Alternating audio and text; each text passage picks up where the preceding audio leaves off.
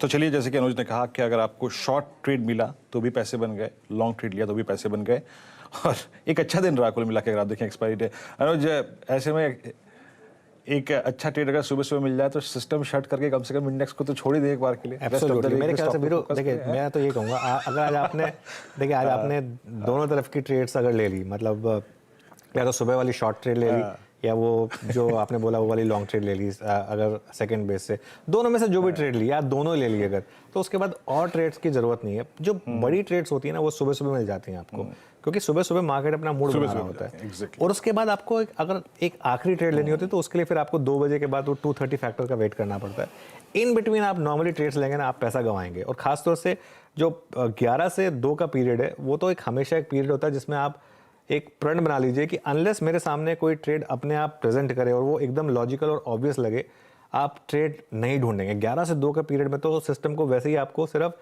Monitor करना चाहिए, trade बिल्कुल नहीं लेने चाहिए 11 से 2 के पीरियड में। वो आपको हमेशा जो जितना प्रॉफिट बनाएंगे ना, आप गंवा देंगे, उसके बाद रिवेंज ट्रेड में उल्टा और गंवाएंगे। तो इसके लिए पैसा बन गया तो प्लीज़ घर ले जाइए उसको, कोई बुराई नहीं है, एंजॉय करिए।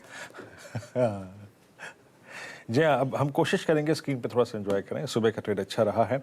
अच्छा, एक दो स्टॉक्स और लेके आइए जहां पे ये थीम ठीक ठाक बैठ रही है। देखिए, अब तक एक बार जरा अंबुजा सीमेंट्स को लेके आइए। 341 याद रखिएगा, ट्रेड का कोई प्रोस्पेक्टिव नहीं है, बट स्टिल एक जानने की कोशिश करेंगे।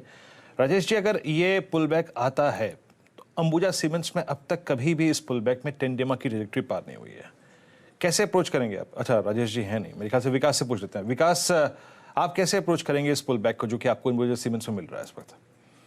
देखो, यहाँ पे जिस हिसाब से लास्ट कुछ दिनों में हमने देखा है कि एक साइडवाइज मोमेंटम देखने मिल रहा था अंबुजा सीमेंट में। हमने नोटिस भी किया था कि नीचे में 320 330 एक बेस बना चुका था और ऊपर का जो रेंज देखने मिल रहा है वो 360 के आसपास का है। लेकिन जिस हिसाब से आज का सेटअप हुआ है फर्स्ट हाफ एन आवर का और पहले 1 घंटे की अगर बात करूं मैं, तो यहाँ पे एक अच्छा खासा एक पुल बैक रैली देखने मिल सकता है अंबुजा में। जिस हिसाब से लास्ट 2 ट्रेडिंग सेशन का अगर रिट्रेसमेंट लेवल भी निकालते हो तो ऊपर में जो लेवल निकलती आ रही है वो 352 के आसपास की आ रही है। तो मुझे लगता है ये आज पूरे दिन में 352 और नीचे में जो रेंज बना चुका है 332, ये रेंज में ट्रेड करते हुए देखने मिलेगा।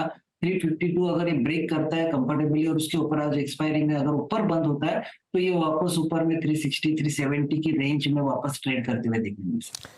चलिए, अब एक काम करते हैं। अब बिग मार्केट वॉइसेस में हमारे साथ बाजार के दिग्गज जुड़ गए हैं, दिलीप भट्ट।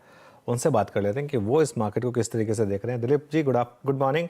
आपने तो खैर काफ़ी मार्केट साइकिल्स देखी होंगी। ये मार्केट, ऐसी मार्केट तो आपने कई बार देखी होगी, लेकिन इसमें आप किस तरीके से जो हमारे रिटेल इन्वेस्टर्स हैं, ट्रेडर्स हैं, वो किस तरीके से इस मार्केट को अप्रोच करें? आपका व्यू क्या है? अनुज जी, इसमें है ना, ये आफ्टर अ लॉन्ग टाइम ये देखने को मिला है कि ओवरऑल क्वांटिटेटिव टाइटनिंग हो रहा है।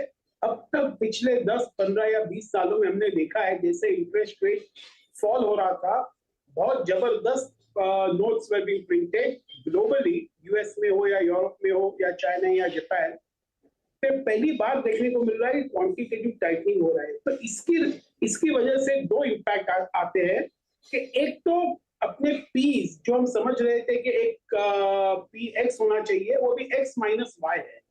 और ये रिविजन हो रहा है मार्केट में वेरी ब्रॉडली ग्लोबली और शायद इंडिया में भी।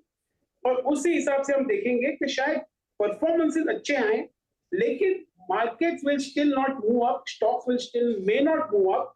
और ये sobering of P is slightly a new phenomena for us.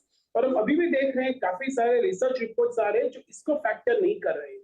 और मेरे हिसाब से हम देखें कि हमारी इकोनॉमी भी अच्छी कर रही है, it's a mixed economy no doubt, but अच्छी कर रही है। इसके बावजूद भी globally we are still connected to the global interest rates और क्वांटिटेटिव टाइटनिंग। इन दोनों का इम्पैक्ट हम देख रहे हैं और शायद ये एक न्यू फेनोमेना है जो all of us are trying to adjust and readjust and trying to C.